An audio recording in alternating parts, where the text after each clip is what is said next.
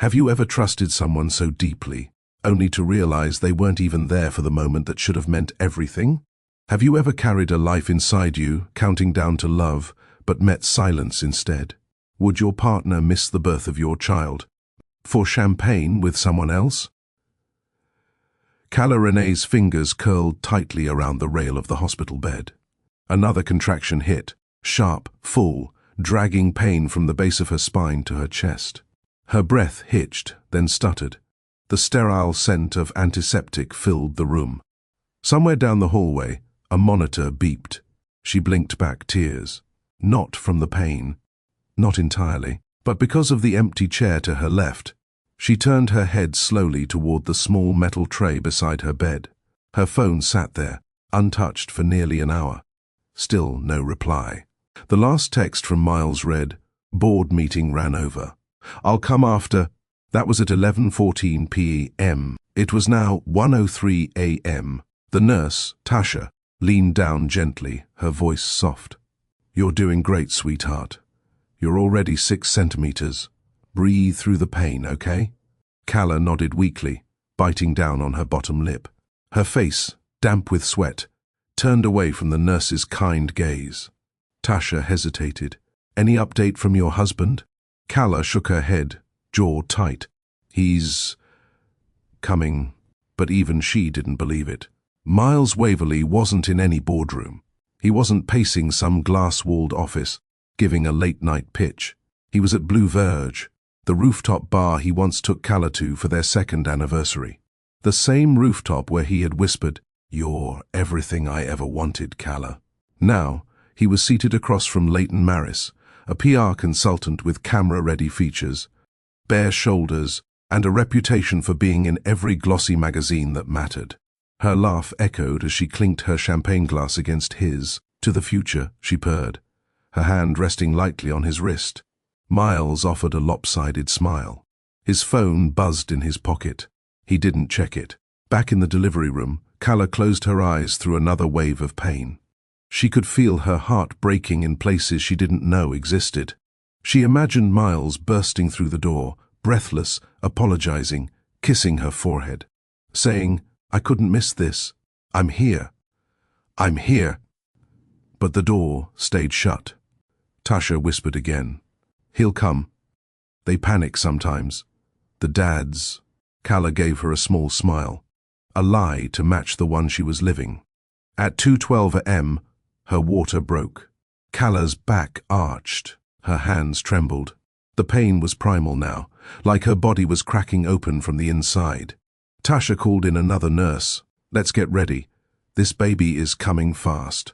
"Can I wait?" Calla breathed out. "Sweetheart, you're nearly there. We need to go with it." Her vision blurred. She reached for the phone. Dialed. Straight to voicemail. The second time, it rang. Once. Then ended. She looked down at her round belly. "We're okay," she whispered. "You and me. We'll be okay." At 3:47 a.m., baby Avi entered the world.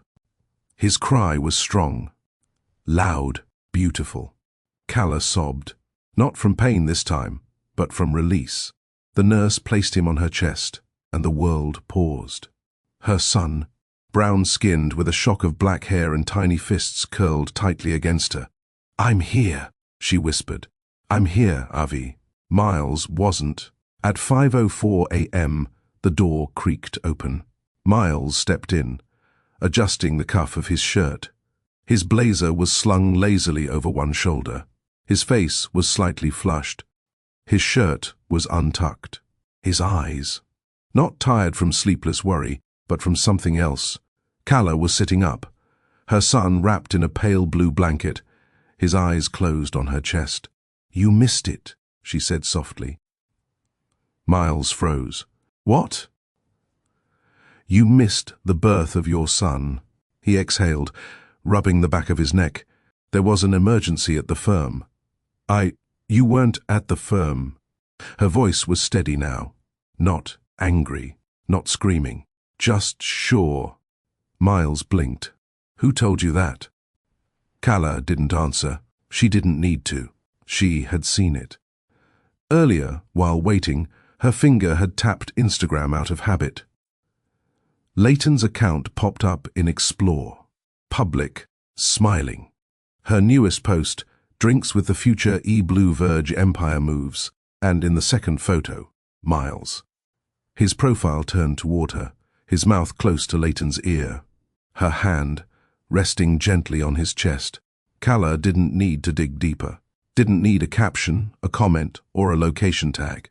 She knew that rooftop. She knew that shirt. He wore it the night he told her she was his forever. Miles walked closer to the bed. Calla, listen. I didn't mean... Don't, she said. Her voice dropped. Please don't insult me with whatever story you're about to spin. He looked at the baby. He's beautiful. Yeah, he is. Silence. Miles shifted on his feet, reaching out, but she pulled Avi closer. I'm tired, Miles, she whispered. And you smell like cologne that's not mine. His hand froze mid-air, then lowered. She didn't cry. She didn't yell. She just stared at the man she once loved with every part of her, and now barely recognized. Maybe you should go, she said finally. Calla. Go home, shower, think, or don't. It's up to you. Miles didn't argue. He nodded once, stiffly, and turned to leave. When the door clicked shut again, Calla finally looked down at her son. She kissed his forehead, closed her eyes and whispered, You're all I need. 2 years earlier, Calla Renee stood on the open deck of a white yacht, barefoot and nervous. Her curls dancing in the ocean breeze as the Miami skyline glittered behind her. She wasn't from this world, yachts, champagne and six-figure watches, but she was here now. And Miles Waverley was down on one knee with a ring so bright it nearly blinded her. He said her name softly. Calla, you ground me, you make me better, will you marry me? Her lips trembled. She didn't hesitate. Yes. The crowd behind them, investors, friends, his family, burst into applause. Flashbulbs snapped. Glasses clinked. He kissed her. The kind of kiss that felt like a promise. Back then, she believed it. They had met almost by accident. Calla was finishing her final semester in architecture and design at the University of Florida. She was laser-focused, raised by her grandmother on library shelves and soft-spoken wisdom. She believed in grit, in showing up early, in not needing the spotlight. Miles had come to speak at a career seminar on luxury residential development. He wore a navy suit, no tie, and a smile that made half the lecture hall blush. He wasn't just handsome, he was sure of himself. When he walked past her after the session and said, You asked the smartest question all night, her heart stuttered. He invited her for coffee. Coffee turned into lunch. Lunch turned into late-night calls, where he'd whisper things like, I've never met a woman who listens like you do. She never had a man ask her about her dreams and actually listen. Miles said she grounded him, that in a sea of vanity and business deals, her presence reminded him of who he wanted to be. He loved that she still took the bus, that she budgeted, that she didn't care about his name, only his values. In truth, Calla was cautious. But his charm? His consistency, it softened her. When he flew her to meet his family, his mother raised one perfectly arched brow but said nothing. His father offered a stiff handshake. But Miles never flinched. He told them, She's not like the others. She's real. Calla didn't know what it meant at the time, but she held onto it like gospel. The wedding came fast. A designer gown. A venue overlooking Biscayne Bay. A guest list filled with developers, celebrities and politicians she didn't know. Her grandmother sat front row in a powder blue dress, wiping her tears with a satin handkerchief. Calla stood beside Miles in lace and promises. But somewhere between the I do and the reception toast, the first crack formed. He introduced her on the mic, not as my wife, Calla, but as the new Mrs. Waverley, the heart of our brand. She smiled, but something in her chest pinched. After the honeymoon, everything changed quietly. The warmth in Miles' voice dulled. The dinners turned into quick meetings. The texts became replies instead of initiations. Her thoughts, her work, her creative ideas, once praised, now seemed like background noise. He'd come home late, loosen his tie, kiss her forehead, and ask about social events she had no interest in. He started using phrases like, "Optics matter now. We need to show unity. They're watching us." She didn't know who they were, but she knew she was losing them. When she found out she was pregnant, Cala's hands shook. She had been in the middle of sketching nursery concepts for a client when the test showed 2 lines. She cried, not out of fear, but out of hope. Maybe this would bring them closer. Maybe this would soften him. At dinner that night, she shared the news. Miles stared at her for a moment, then nodded slowly. "We'll need to get the media team ready." That was his first thought. Not, "How are you feeling?" Not, "Come here." She excused herself mid-meal and cried in the bathroom for 15 minutes. The months blurred. He traveled. She stopped going to events. He said, "People are starting to notice your absence." She replied, "Maybe they should ask why." Her grandmother called weakly, "How are you, baby?" Cala would pause before answering. "Still here, but barely." She started journaling at night again, scribbling in the margins, "Do men change after marriage, or do they reveal?" Still, she kept hoping, kept defending him when friends raised eyebrows. "He's just under pressure. He loves me. He's just distracted. He's not perfect, but who is?" She stopped sketching, stopped designing. Her hands ached for creation, but her soul felt dim. When she was 8 months pregnant, she asked him if they could take a baby moon. Just a weekend. Just them. He said, "Now's not a good time." That weekend he posted a photo with Leighton, productive mind's perfect backdrop. It was a yacht. Again. At 39 weeks, she packed her hospital bag. Miles kissed her forehead. "Text me when it starts," he said, checking his watch. And so, when her contractions began at 11 p.m., she did exactly that. She texted him, and waited, and waited. Back in the hospital room now, only hours removed from the betrayal, she sat up with Avi on her chest.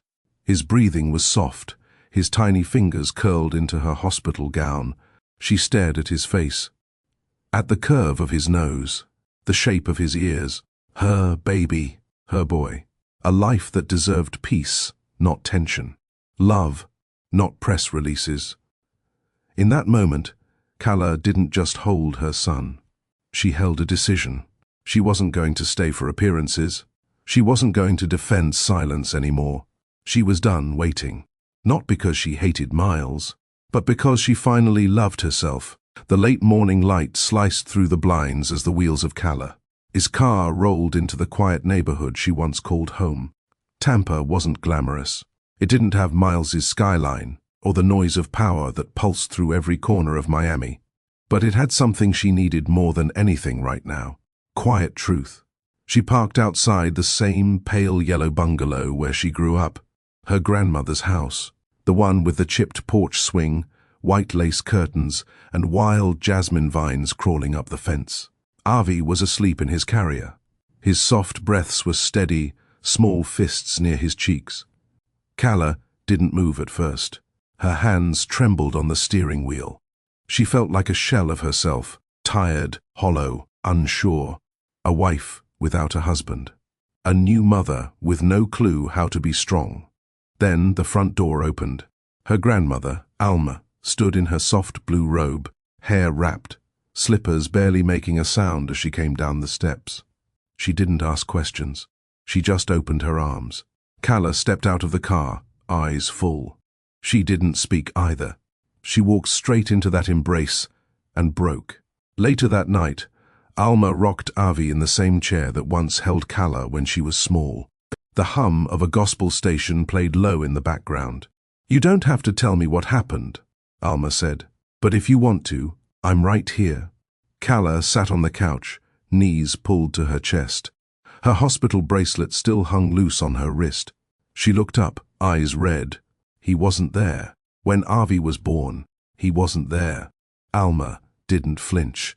She nodded slowly, kissed the baby's forehead, and whispered, "Then he wasn't meant to be in the story of your strength." The first week blurred. Calla didn't unpack her suitcase. She moved slowly through Alma's house, feeding, changing, rocking, sleeping in 3-hour cycles.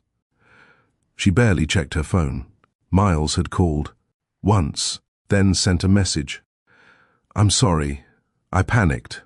Let's talk." She didn't respond. There were diapers to fold, bottles to clean, tiny onesies to wash.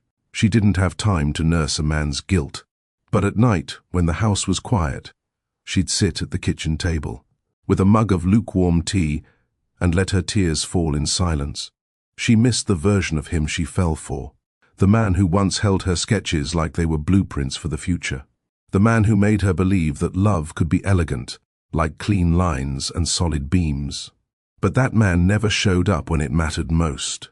On the 10th day, Alma found Calla in the laundry room, staring blankly at a pile of baby clothes. "You need a project," she said. Calla blinked. "I'm fine. You're breathing. That's not the same." Alma led her to the back porch, handed her a faded leather sketchbook from the hall closet. "Found this in your old room," she said. "Maybe it's time you remembered who you were before him." Calla opened the book slowly. Pages of old designs stared back at her. Elegant nursery concepts, urban kitchen remodels, clean lines with soft curves, her style, her dream. She closed the book and whispered, "I haven't drawn in years." Alma shrugged. "Dreams don't die. We just forget to feed them." That night, as Avi slept beside her in a bassinet, Calla turned on a lamp, grabbed a pencil, and reopened the sketchbook. Her hand hesitated at first, but then it moved, sketch after sketch. Lines became ideas. Ideas became space. Space became home. The next morning, she posted a photo of Avi's hand-painted nursery wall, the one she had designed herself in Miami before everything fell apart. It was soft blue with white clouds and a hand-lettered quote, "Grow with grace." She didn't add a caption, just posted it to her dormant design page and went back to nursing. By noon, her notifications had exploded. Design pages shared it. A small brand DM'd her. Followers jumped. Someone commented, "I want this wall. Do you do commissions?" Calla stared at the screen. She hadn't expected it, but for the first time in weeks, something in her chest flickered. Alma walked past with a knowing smile. "Told you." Later that day, she wrote the first sentence in her journal since Avi was born. "My name is Calla Renee, and I'm not just someone's wife. I build things, and I will build again." The next few days were quiet but purposeful. She spent the mornings with Avi, the afternoons sketching small nursery ideas, and the evenings researching family design trends. She wasn't rushing into anything. She just needed to feel capable again. One evening, while Avi napped and Alma was out at the church pantry, Calla got a call from Miles. She let it ring. Then she picked up. He sounded careful, almost small. "I saw the nursery photo. It's beautiful. Thank you. I've been thinking about us. About everything. I know you don't want to talk to me. I get it. But I miss you. And I miss him. I want to make things right." She stayed quiet. "I'm seeing someone for therapy now, twice a week. I'm not calling for a second chance. I just want to be a father." Calla exhaled slowly, then be one, and hung up. That night, she drew a logo. Something simple. A soft house frame with vines around it. Underneath it, a name she whispered out loud. Studio Haven. By the end of the month, the name Studio Haven was written on a vision board taped to Alma's kitchen wall. Below it were 3 handwritten goals. 1. Create spaces where children feel safe. 2. Help mothers feel seen. 3. Never design for approval, only for purpose. Calla didn't have capital, didn't have a team, but she had ideas and heart. Sometimes that's enough to start. Her first project wasn't glamorous. A friend of Alma's from church, Miss Terrell, wanted help redesigning her small bedroom into a nursery for her grandbaby. Her budget was tight, but Calla didn't care. She drove over with Avi in a sling and a tote bag of swatches. The room was only 8 by 10. Peeling paint, uneven floors. But Calla saw more. She saw warmth, safety, a future. She sketched on the spot. Soft greens, floating shelves, gentle lighting. A crib that could tuck perfectly into the corner. Miss Terrell cried, "You saw my dreams before I even said them." Calla smiled, her voice soft but clear. "That's what I do. I design feelings." She finished the project in 5 days, took before and after photos, posted them quietly with a caption, "First official project by Studio Haven, built with love, not labels." The post blew up. Dozens of mothers, aunties, first-time parents filled her inbox. One comment read, "We need more designers like you, real ones who care." Calla sat on the porch that evening with Alma beside her, Avi asleep in her arms. "I think people are tired of perfect," she whispered. "They want real." Alma nodded. "And you're as real as it gets, baby."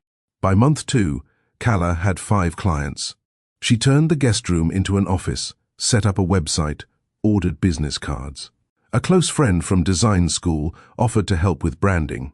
They worked during Avi's nap times and laughed over late-night texts. She was tired, yes, but fulfilled.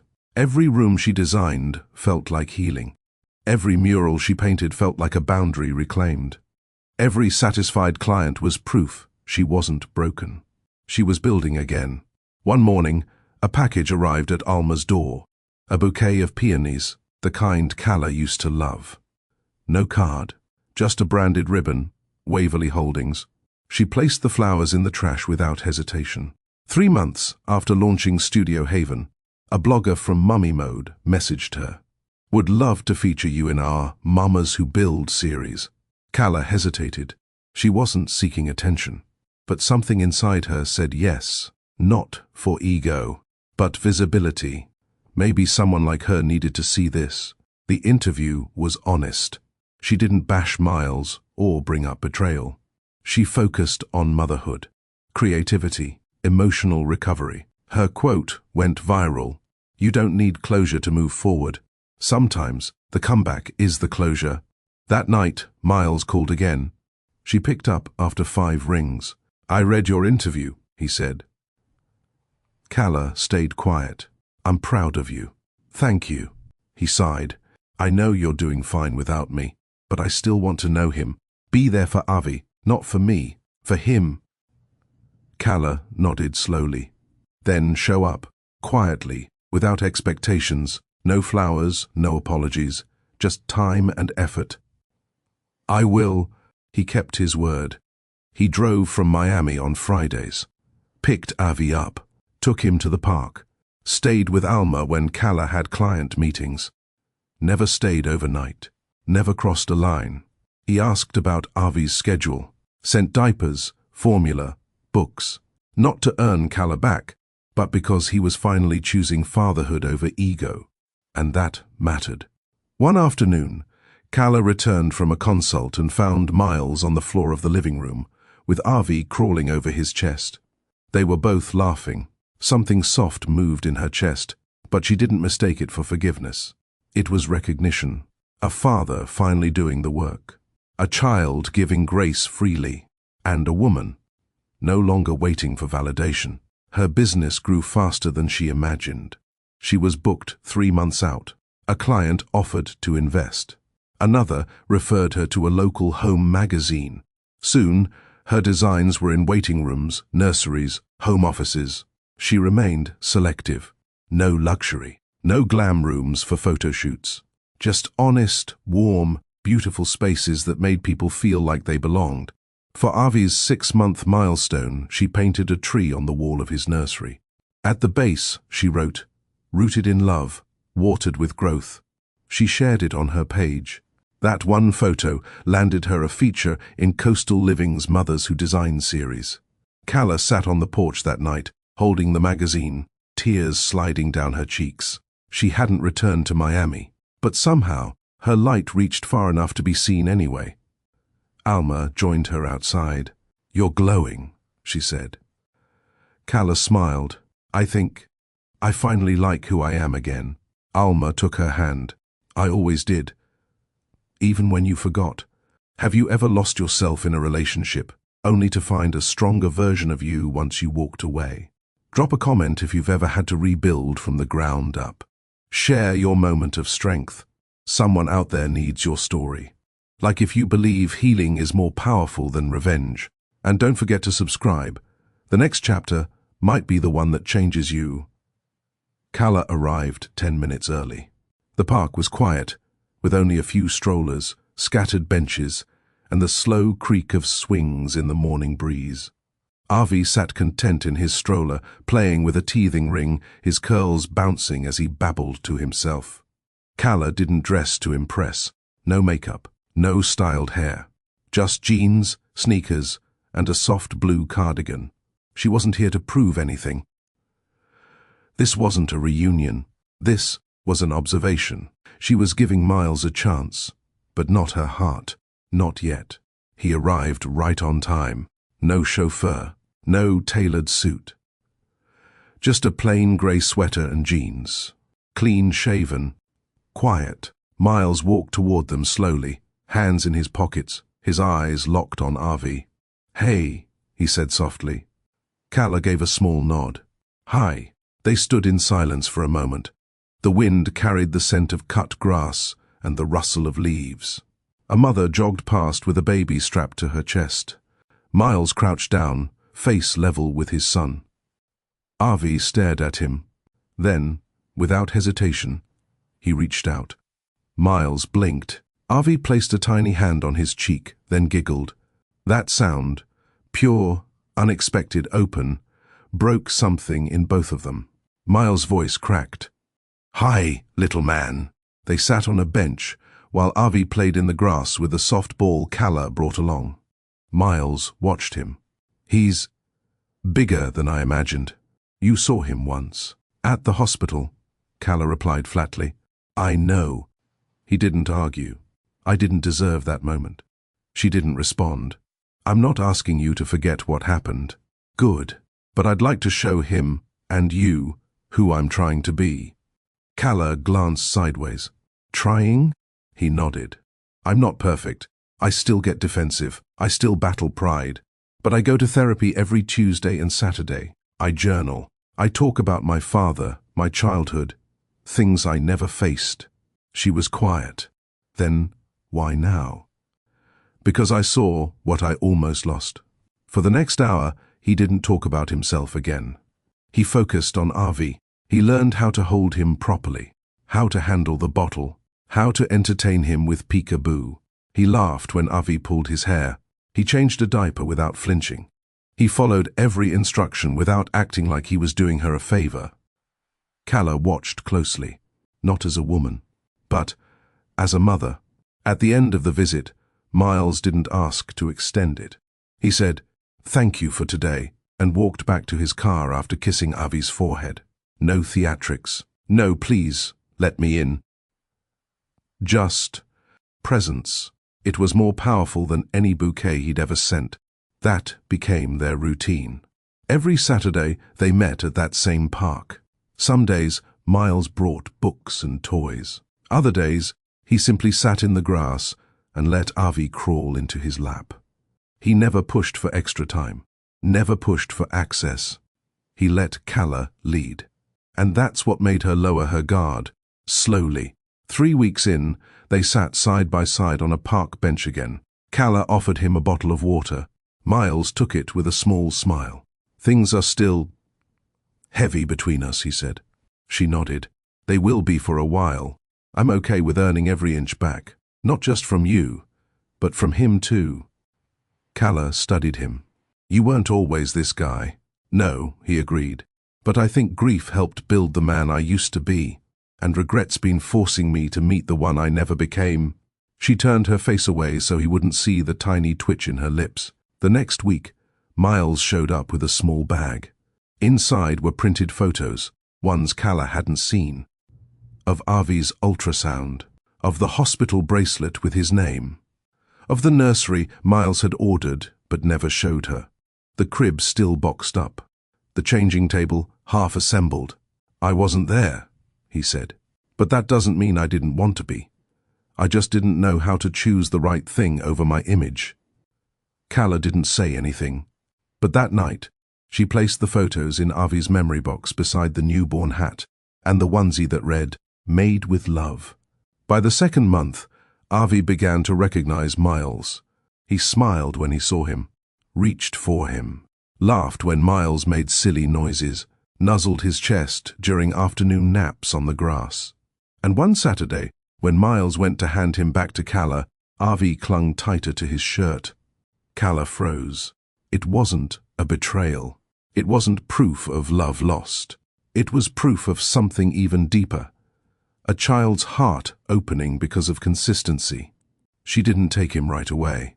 She sat beside them, watched them sway gently on the park bench. And for the first time in months, she didn't feel the urge to protect her peace from him, because he wasn't disturbing it. He was quietly becoming a part of it. Miles didn't ask to come inside the first few Saturdays, but after the 5th week, when a storm rolled through and the sky turned, a sick shade of grey, Calla told him, "You can come in until it clears." She didn't flinch when she said it. She wasn't nervous. She had boundaries now, and boundaries made room for dignity. Miles stepped into Alma's home for the first time since Avi was born. He looked around like he was stepping into a memory he didn't deserve. Alma, sitting on the recliner, looked up from her book. She studied him over her glasses. "So you're the one trying to grow a spine?" Miles blinked. "Ma'am? I've heard about the therapy, the park visits, the diapers. Good start. Don't fumble it." He nodded with respect. "Yes, ma'am. Call me Alma." "Yes, Alma." She turned the page without smiling, but her tone softened just enough. That was her way of saying, "You're allowed in, but I'm still watching." Calla handed him a towel for Avi. "Dry him off." He drooled through the front again. Miles didn't hesitate. He took the towel, lifted Avi with gentle hands, and wiped his chin and chest like it was second nature. Calla didn't hover. She poured tea for Alma, then herself.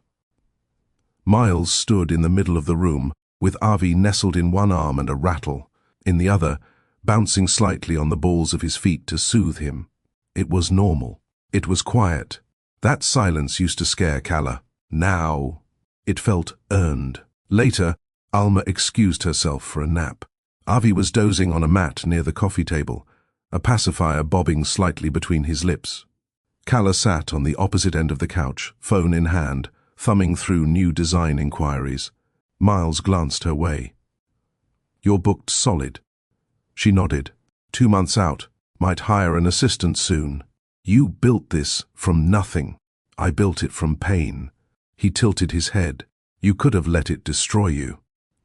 She looked up. "I thought about it." Miles didn't offer pity. He didn't rush to apologize. He simply said, "You didn't," and that meant more than 1,000 sorries. They didn't talk much that afternoon, but when Avi stirred and Calla reached for him, her fingers brushed Miles' hand. They both paused. Neither moved. Neither pulled away. It wasn't a moment of romance. It was awareness, recognition of history, of change, of what used to be, and what might, if approached with care, be again. The next weekend, Miles brought books. Real ones, not flashy board books with cartoons, but classic picture books about feelings, fathers, fears, and family. He read them to Avi, slowly, with inflection and heart. He asked Calla to sit with them, not because he needed her there, but because he wanted her to see. And she did. Alma observed everything. One night, after Miles left, she sat beside Calla in the kitchen. "You're holding yourself better these days," she said. Calla glanced up from her teacup. "What do you mean?" "You're not shrinking. You're not tense. He walks in, and you're still... you..." Calla exhaled. It took work. Letting him near without letting him in. Alma nodded. Sometimes growth means standing next to what hurt you and realizing it no longer has power over your peace. Miles never overstayed, never brought drama, never tried to make amends with money. Instead, he brought reliability. Towels when Avi had a fever, groceries when the fridge looked low, gas in Kala's car when she was buried in back-to-back site visits. He never asked for thanks, he just did. One Thursday, Kala was caught up on a late project. Her client's custom shelving had been delayed, and Avi had started crying again just as she opened her laptop. Without being asked, Miles took Avi, rocked him, and hummed a lullaby. Kala froze for a second, not because of the gesture. She was used to him showing up now, but because of the song. It was the one she used to sing as a child, her grandmother's lullaby. "Where'd you learn that?" she asked quietly. He glanced over his shoulder. "Avi likes it. Alma sang it when I visited last week." "You came when I wasn't here?" She was watching him. I didn't want him to miss his schedule. Something in her chest loosened. Not love, but maybe trust, the kind that grows slowly, like roots, not fireworks. That weekend, Miles arrived early. He didn't know Kala had been up all night with a fever of her own. Her voice was shot. Her back ached. When he saw her pale face, the tension in her shoulders, he stepped in without asking. "Go back to bed," he said gently. "I've got him." "You don't have to. I want to." She didn't argue. She crawled back under her covers, fell asleep to the sound of her son's laughter echoing down the hallway. When she woke, 4 hours had passed. The house was quiet. The dishes were washed. The bottles were sterilized. Avi was fed and asleep on Miles's chest. He was still, breathing slow, not scrolling through his phone, not taking selfies, just being. She stood in the doorway and watched them. And for the first time since the hospital room, she didn't see a man who failed her. She saw a father, quietly becoming. The email came on a Tuesday morning, nestled between invoices and order confirmations. Subject, invitation to speak, South Florida Women in Design panel. Kala blinked at the screen, rereading the line twice. They wanted her to speak. Not just attend, not assist, but speak, on stage, under lights, with her name printed on the flyer. The event was 2 weeks away, hosted in downtown Miami. It would feature architects, interior designers, and businesswomen across the state. She scrolled further. "We followed your work on Studio Haven and love your approach to human-centered design. Your journey is powerful. We'd be honored to have your voice on this stage." Kala stared at the screen. Then, slowly, she smiled. This wasn't luck. This wasn't Miles pulling strings. This was her. Her work, her healing, her steady climb. She whispered under her breath, "I earned this."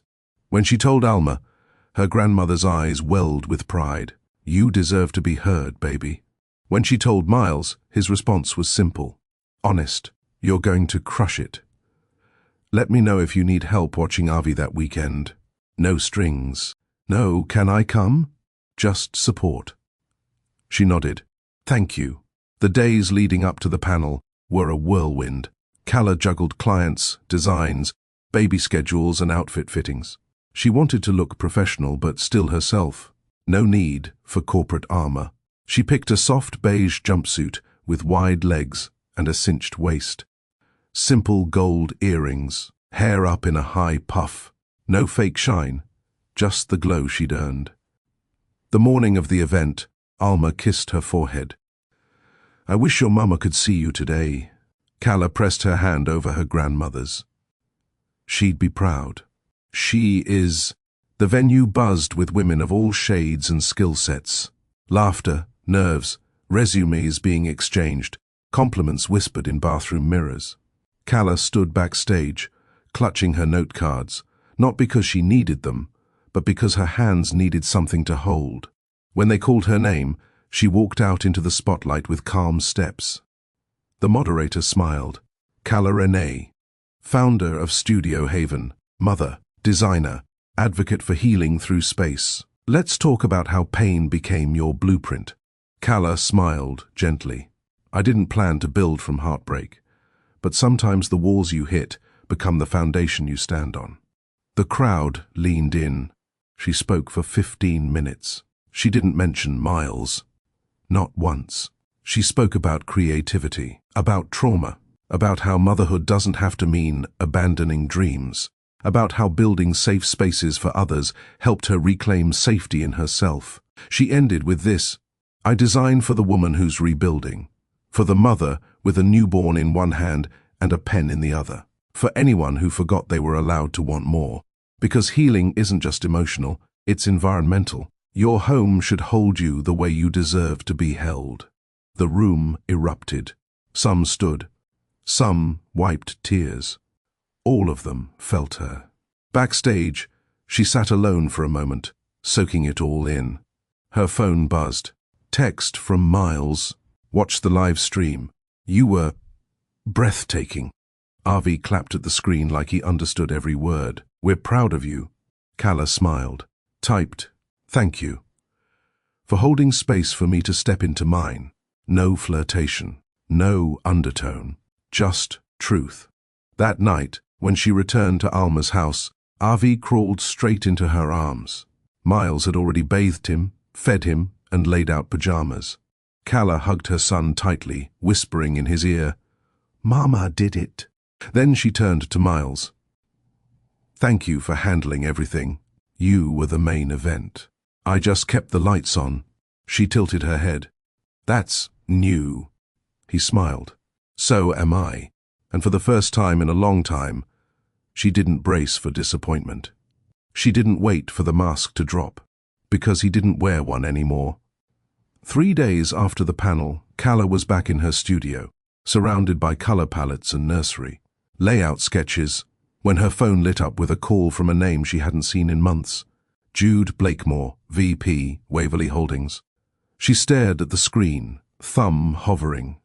Then she answered. Calla Renee. Miss Renee. Good afternoon, Jude said, crisp and polite. I'm reaching out with a proposal. I don't work with Waverly Holdings. I understand. And to be clear, this isn't about personal history. This is about business. The board saw your panel speech. Impressive doesn't begin to cover it. Calla remained silent. We're opening a new family-focused housing development in Miami. Eco-conscious builds with community spaces. It's the first of its kind. The design lead position was vacant. Until yesterday. Until you watched a viral clip. Jude cleared his throat. Until we realized we needed someone with both vision and heart. You. We want to bring you in. You'd have full creative control. No restrictions. Calla's pulse quickened. The offer wasn't small. This could change Studio Haven's future. But it would mean one thing, going back to Miami. And that wasn't about geography. It was about peace. That night, she stood on the back porch, arms folded as the wind pulled gently at her robe. Avi slept soundly inside. Miles stood beside her. He had come by to drop off groceries but stayed when she said, I need a sounding board. He didn't interrupt. He listened as she told him about the call. When she finished, she looked up at him.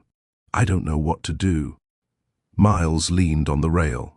You'd thrive there, but only if it doesn't cost you what you've rebuilt.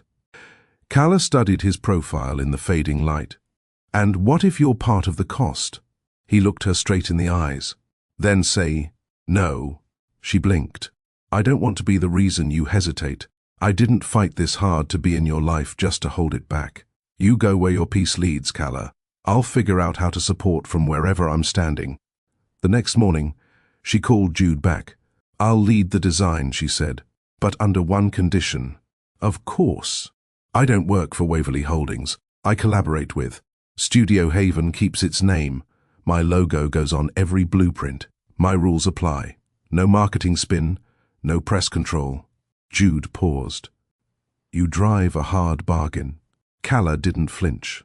I have to. I've lived the cost of being small. Another pause. Then, you've got a deal. Miles didn't celebrate. He didn't make it about him. He simply picked up Avi the next weekend and said, "Tell me what you need. I've got him while you prep." Kala felt the shift deep in her gut. This wasn't a second chance for a marriage. It was a second chance for respect. In the weeks that followed, she split her time between Tampa and Miami. Alma supported her. Miles covered where needed. Kala's team grew. She hired her first assistant, then a junior designer. And slowly, Studio Haven transformed from a healing space into a rising brand. One evening, while reviewing concept boards in her hotel room, Miles texted, "Avi pointed at a photo of you tonight and said, 'Mama,' twice, proud of our little genius." She replied, "Proud of you too."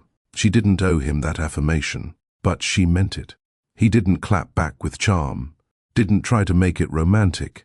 He simply responded, "Just doing what I should have done long ago." And with that, for the first time since the rooftop bar betrayal, Kala let her guard slip, not to fall, but to see clearly. Miles was no longer chasing redemption, he was living it. The return to Miami wasn't dramatic, no headlines, no whispers. Kala arrived quietly, early on a Tuesday, with a laptop bag, a printed blueprint, and a clear boundary. "I am not here to relive anything. I am here to lead." The Waverly Holdings development site, Hearthstone Estates, was still in its skeleton phase. Dirt roads, steel beams, workers in hard hats calling out codes over the sound of concrete mixers. But Kala saw what it would be. Families walking through shaded parks, children laughing on porches, mothers sipping tea in kitchens designed with light and softness and space to breathe. It wasn't just real estate. It was renewal. She stepped into the on-site design trailer where her name was already printed. On a temporary office door, Kala Rene, lead designer, Studio Haven. Her assistant, Raina, was already there with coffee, color palettes, and a smile. "Welcome to your vision," she said. Kala returned the smile. "Let's build something no one forgets." The team meetings were intense, but Kala wasn't intimidated. She knew how to speak blueprint and emotion at the same time. She'd point at a structural layout and say, "Shift the window." A mother should be able to see her child from the kitchen. Or hold up a swatch and ask, "Would you want your newborn surrounded by this shade of grey?" And every time, they listened. Not because she shouted, but because her clarity made space for conviction. Miles didn't show up to the site. Not once. He never used his name to hover, never tried to drop in. But every Friday night he texted, "Let me know if Avi should spend the weekend with me, or if you want to bring him down."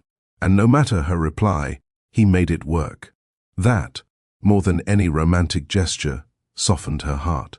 On her second week in town, she stopped by an art supply store after a long site inspection.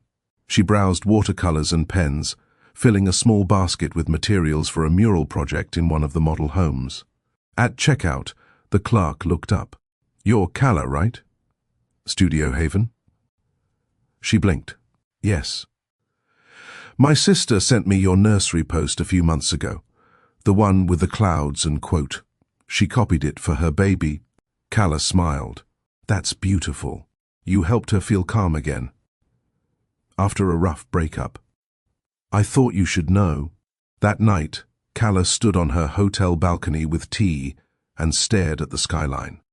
She had come back to Miami, but not to prove anything. She came back full. Over the next few weeks, her phone kept buzzing, not with gossip, but with gratitude. Mothers tagging her in room, reveals, clients referring friends. One magazine even titled her, "The designer who made healing look like home." Back in Tampa, Alma beamed every time they spoke. "I'm watching the ripple," she said over a call. "You threw your stone in the water, and now hearts are shifting." Kala smiled. "I just wanted to feel whole again." "You do. And now, you help others feel it too." One Saturday, while visiting Tampa for a short break, Kala took Avi to the park where she used to meet Miles. Miles met them by the swings, pushing Avi gently as the little boy laughed and kicked. Kala sat on a nearby bench, watching quietly. When the sun dipped low and the shadows grew long, Miles walked over with Avi on his hip. Want to grab dinner? She hesitated. With Avi? With or without? Up to you. She searched his eyes. There was no agenda, just a man extending time. For the first time in over a year, she said yes.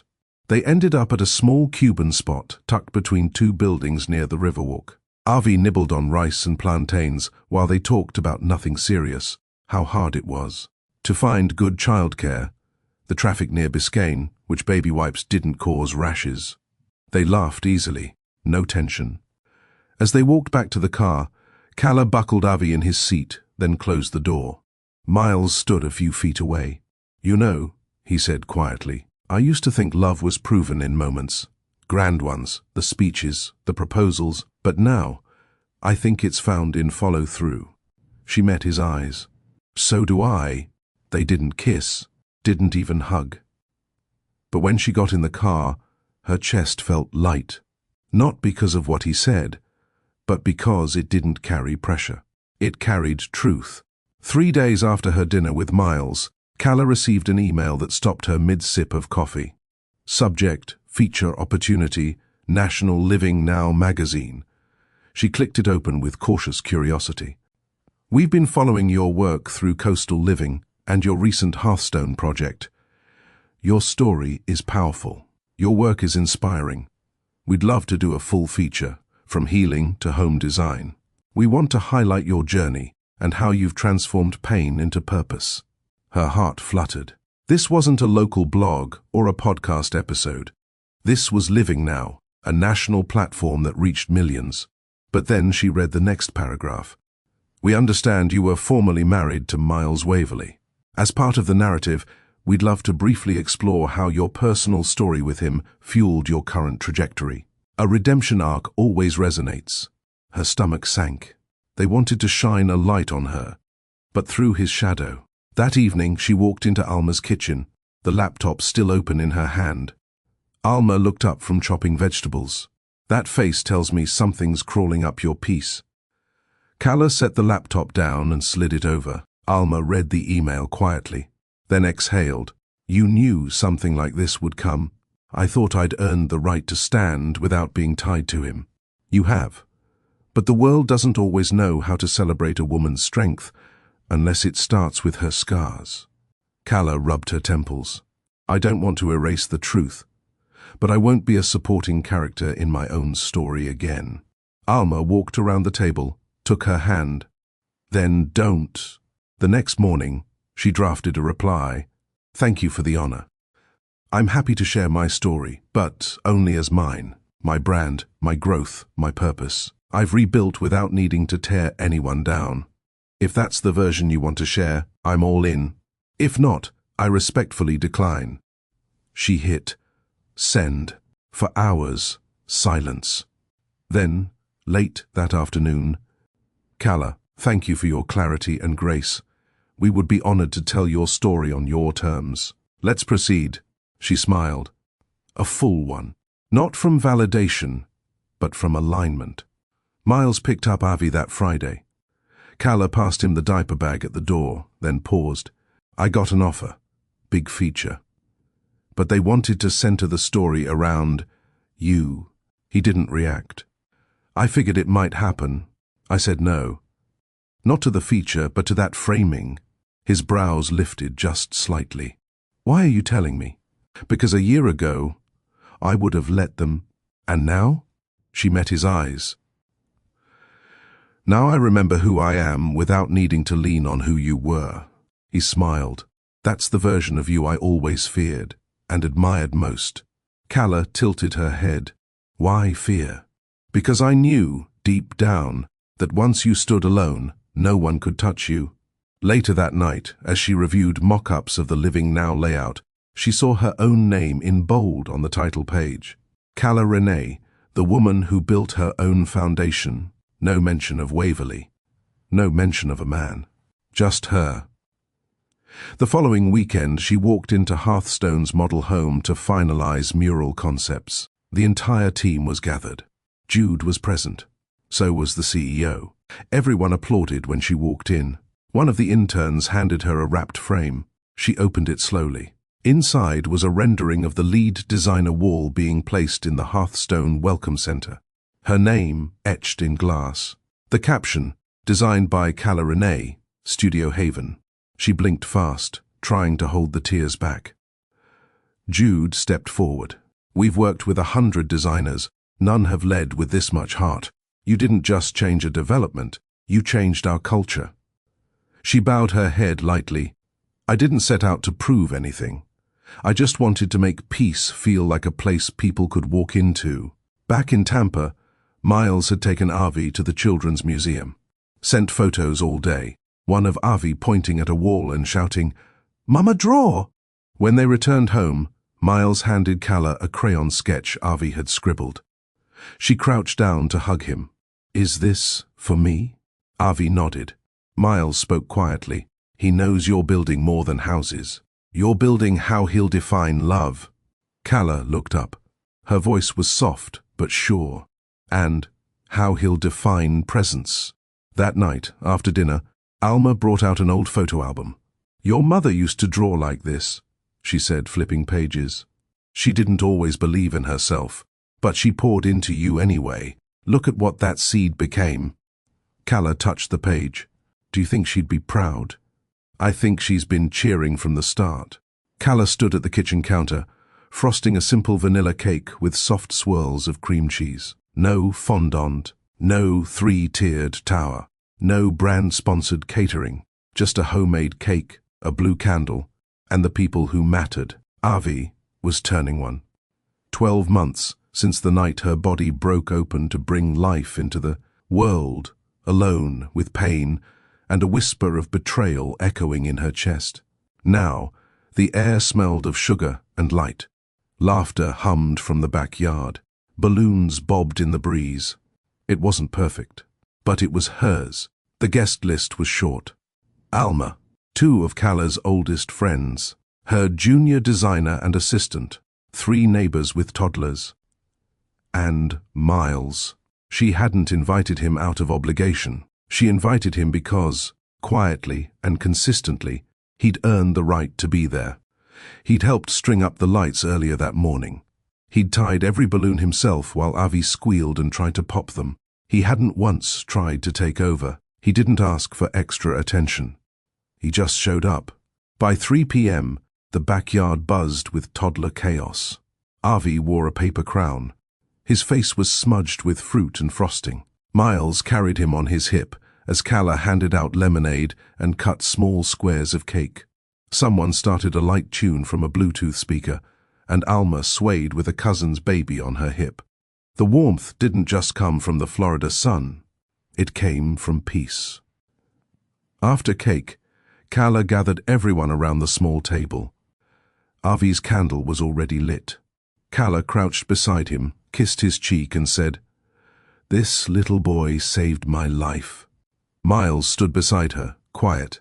She glanced at him, then looked at the guests. "I don't want to make a big speech. I just want to say thank you to everyone who helped me hold it together this year. You didn't just show up for me. You helped me remember I'm worth showing up for too." Everyone clapped. Alma wiped her eyes.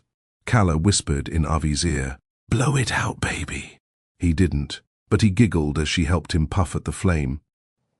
Later, as the crowd thinned and toddlers were carried home half asleep, Calla stood by the sink rinsing dishes. Miles walked in quietly, placing a folded gift bag on the counter. "You didn't need to bring anything else," she said. "It's not for Avi." She paused.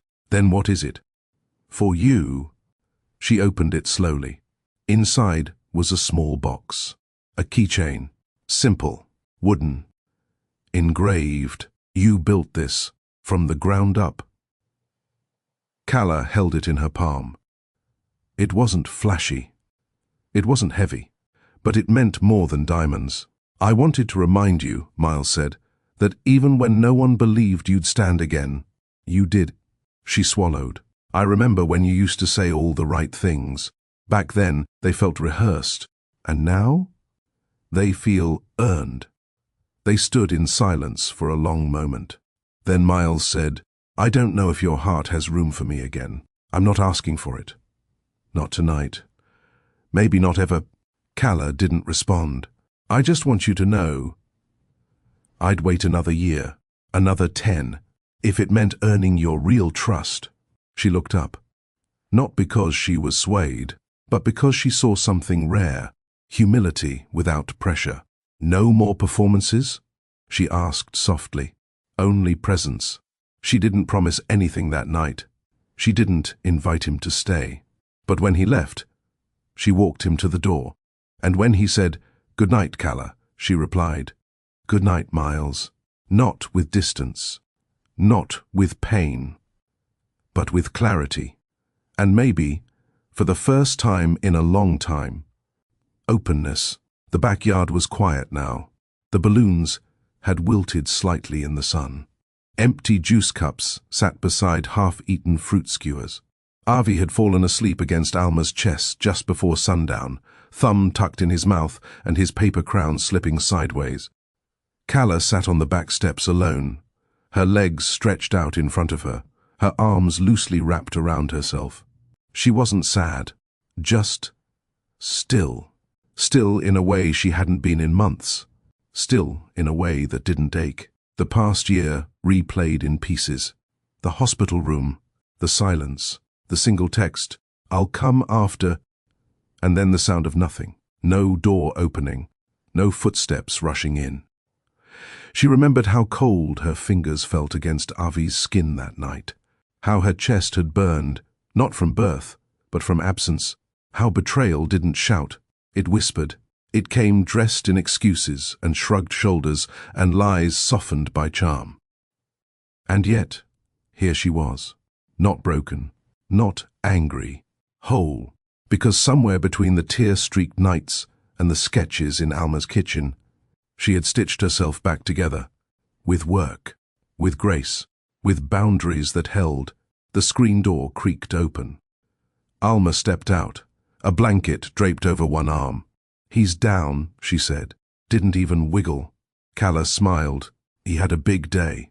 Alma sat beside her, placed the blanket gently over Calla's shoulders. "You did too." Calla didn't answer right away. "Then do you think I'm making a mistake, letting Miles be here?" Alma didn't flinch. "Are you letting him in, or watching who he becomes with the door cracked open?"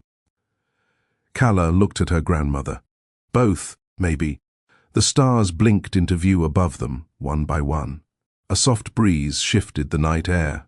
Alma added, "You know what I noticed about him?" "What?"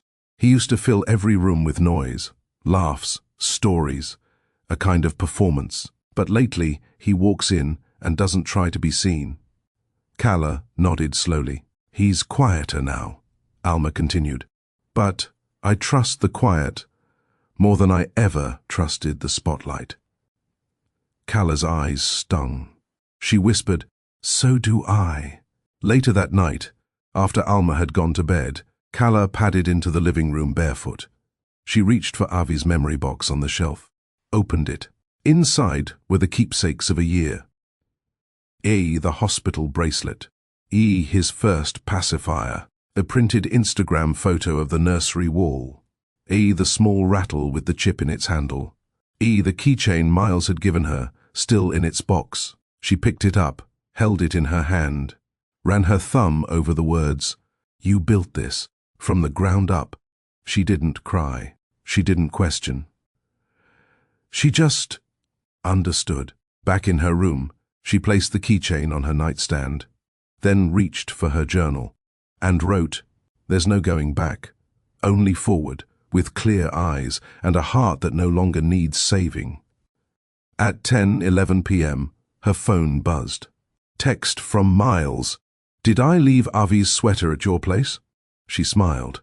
Typed, "Yes, I'll hold it hostage until next Friday." He replied, "Deal." And Calla, "Today was beautiful. You were beautiful." This time, she didn't deflect, didn't pull back. She wrote, "Thank you. You're showing up well. Keep doing it. No promises. No hints. Just a gentle, firm door.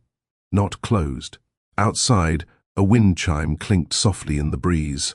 Calla turned off the light, pulled the blanket over her shoulders and whispered to herself, "Peace doesn't always come loud. Sometimes it sounds like nothing breaking anymore." Have you ever forgiven someone, not for them, but because you outgrew the pain? Share your moment of peace below. Has someone ever earned a second look by showing up quietly? Like this video, if you believe healing should be on your own terms. And if you're still rebuilding brick by brick, subscribe. Your next chapter could be your strongest one yet. The rain started around 4:30 p.m. Not a sprinkle, but a heavy, steady fall that soaked the sidewalks, turned gutters into rivers, and painted the sky a flat, unforgiving grey. Calla stood at the window, arms crossed loosely over her chest, watching the drops blur the view of the street. Avi was asleep on the couch, thumb tucked near his cheek, cocooned in his favorite dinosaur blanket.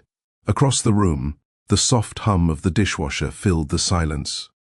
She liked days like this, quiet, slow, full of reflection. But today, the quiet came with a visitor. Miles texted 15 minutes into the downpour, running behind. Got caught in this mess. Should I still come or reschedule? He was due to pick up Avi. It was his Friday. Calla replied, "Come if you're close. He's asleep, but should be up soon anyway." 5 minutes later, headlights rolled into the driveway. She didn't rush to the door, didn't fix her hair, didn't check the mirror. She was done performing. When she opened the door, Miles stood with his jacket dripping, a small brown paper bag in hand.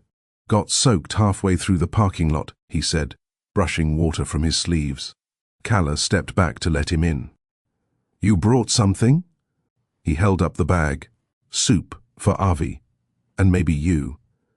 Figured you didn't feel like cooking in this weather." She raised an eyebrow. "You trying to be useful?" He smiled. "No, just trying to be thoughtful. There's a difference." She nodded once. "Leave your shoes at the mat."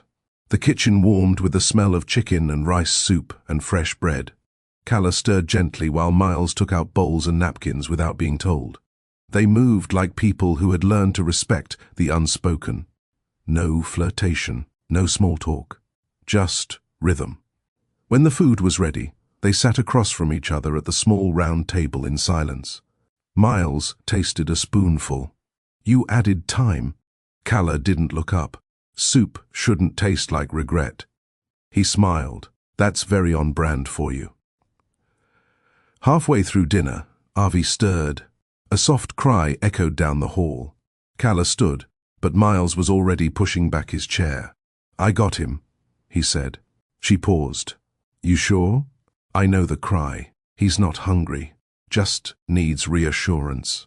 She watched as he disappeared into the hallway, his voice low and steady. A moment later, the crying stopped. When he returned, Avi was resting against his chest, eyes still sleepy, tiny fingers tangled in his shirt collar.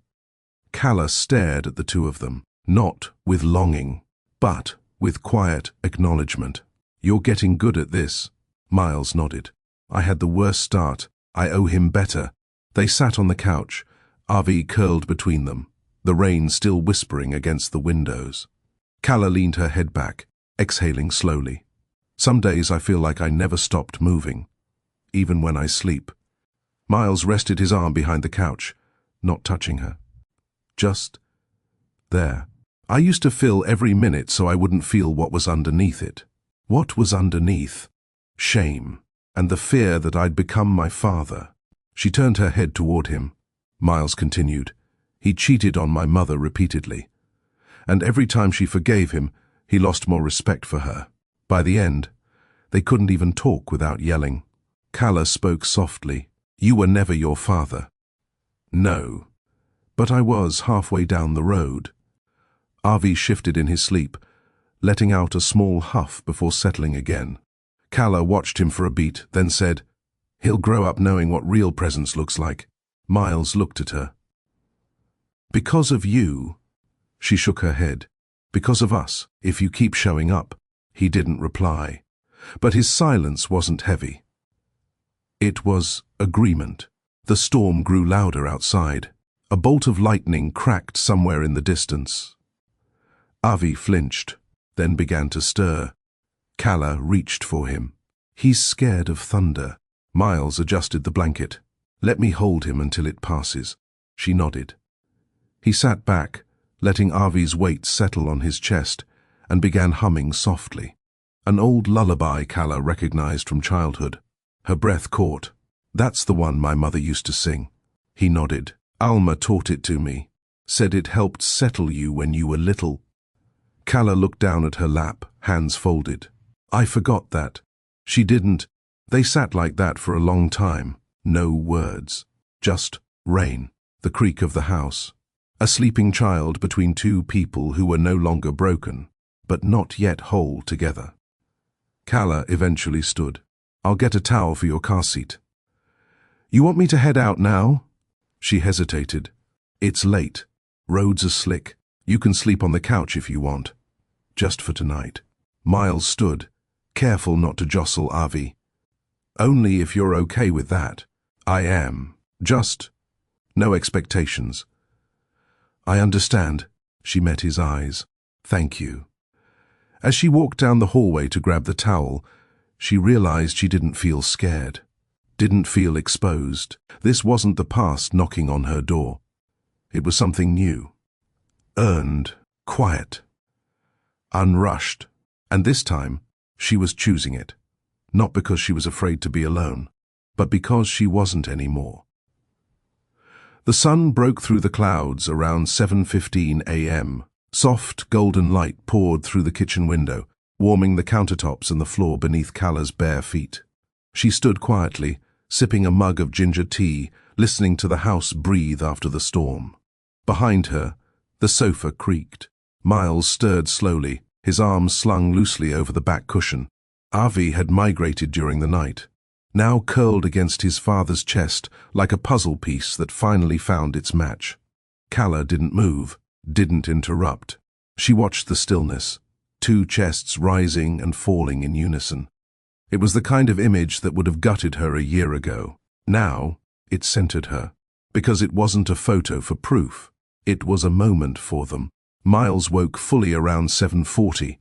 He sat up gently, adjusting Avi, who remained asleep. Calla placed a fresh towel and a cup of coffee on the edge of the table. "Morning," she said. "Morning," he replied, voice low and a little raspy. He took the coffee with a small smile. "Thank you. You were out cold. Rain will do that." Calla smirked. "So will toddler feet kicking your ribs." He chuckled, rubbing his side. "He's got strong legs." They sat in the quiet kitchen, the only sound being the hum of the fridge and Avi's soft breathing in the next room. After a long sip, Miles asked, "Do you still wake up expecting to feel tired?"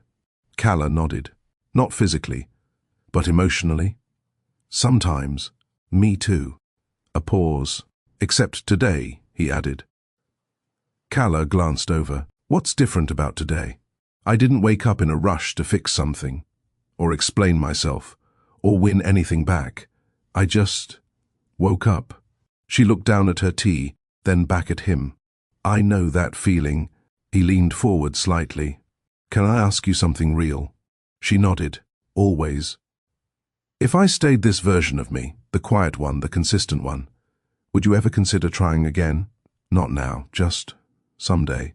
Calla didn't answer immediately. She watched the steam rise from her mug, felt the warmth in her palm, listened to her own breath before responding. "If you stay this version of you for you and not for me, then yes, I could consider it." Miles nodded slowly. No pushback, no grin. Just, "That's more than I hoped for." Avi woke up a few minutes later, rubbing his eyes and calling out softly, "Mama?" Calla walked in and scooped him up, pressing her nose to his cheek. "Good morning, my little king." He giggled, then spotted Miles in the kitchen and stretched his arms toward him. Miles stood, took him easily, and hoisted him to his hip.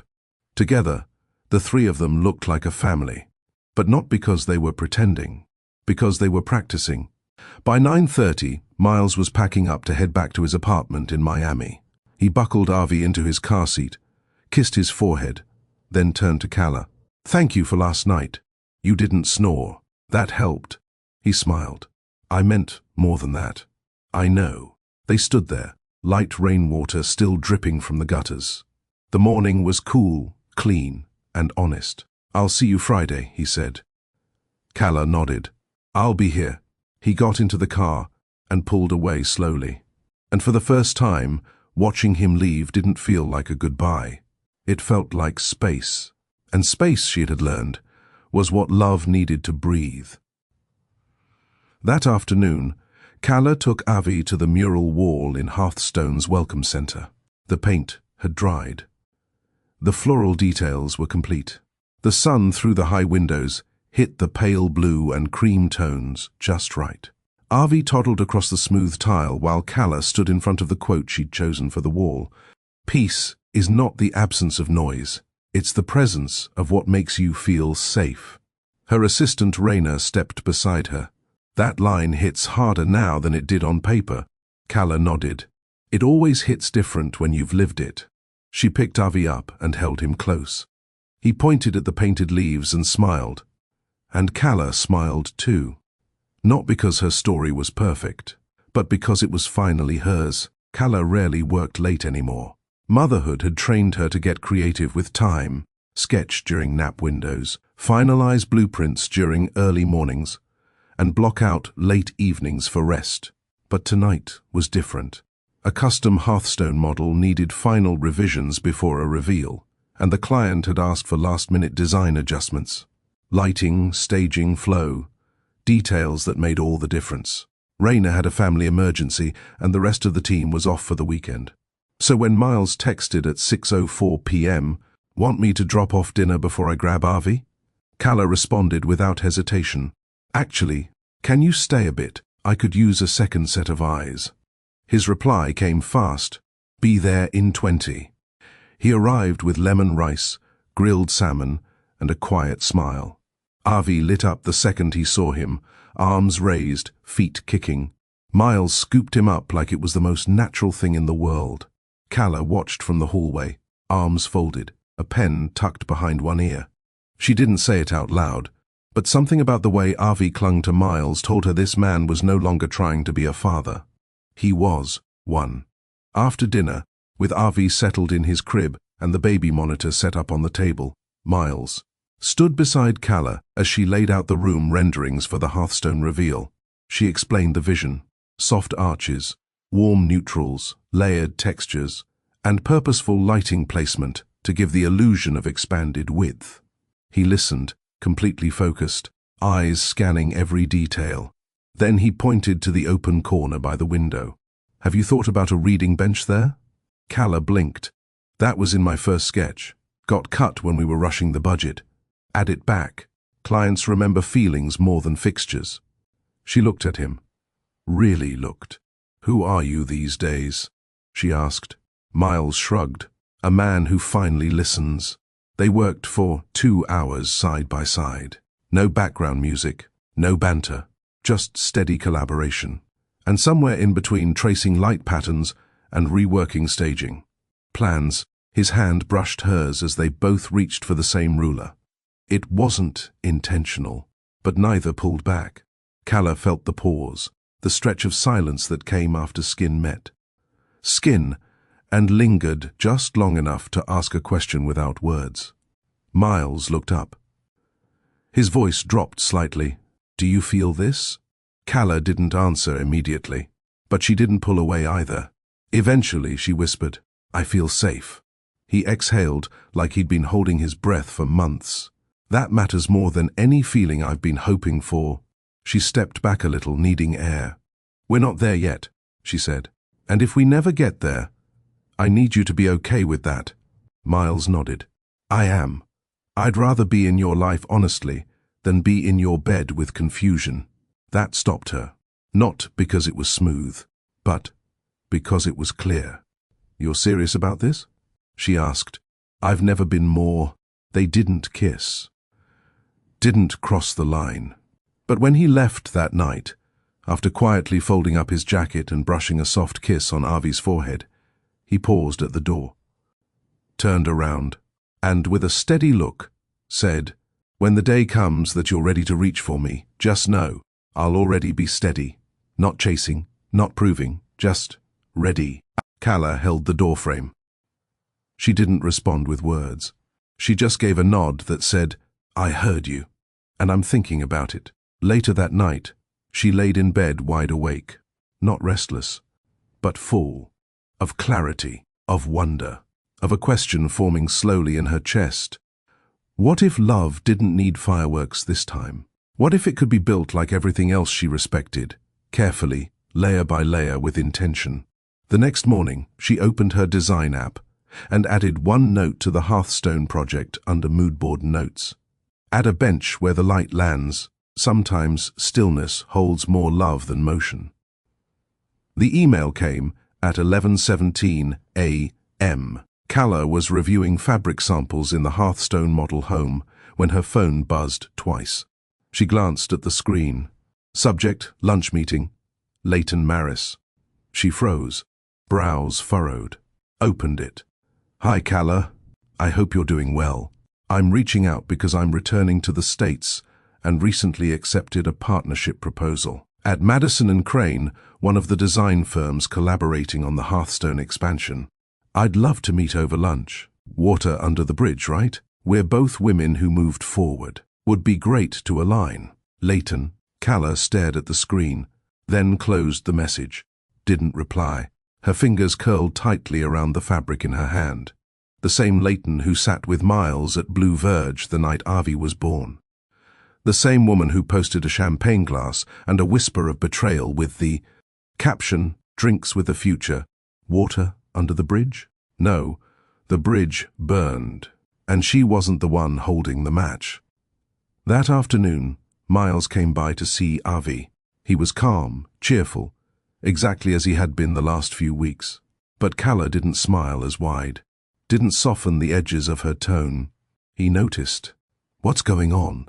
he asked, watching her stack Avi's wooden toys a little too neatly. She handed him the baby bag and replied, "Leighton emailed me today." Miles blinked. "What?" "She's joining the Hearthstone expansion team. Wants to meet. Lunch, apparently. At water. Under the bridge." Her words. He looked stunned. "I had no idea." She said Madison & Crane brought her in. Miles put down the bag. "I didn't even know they were merging teams." Calla nodded slowly. "I believe you," but she didn't look up. Because belief isn't always about trust. Sometimes it's about watching.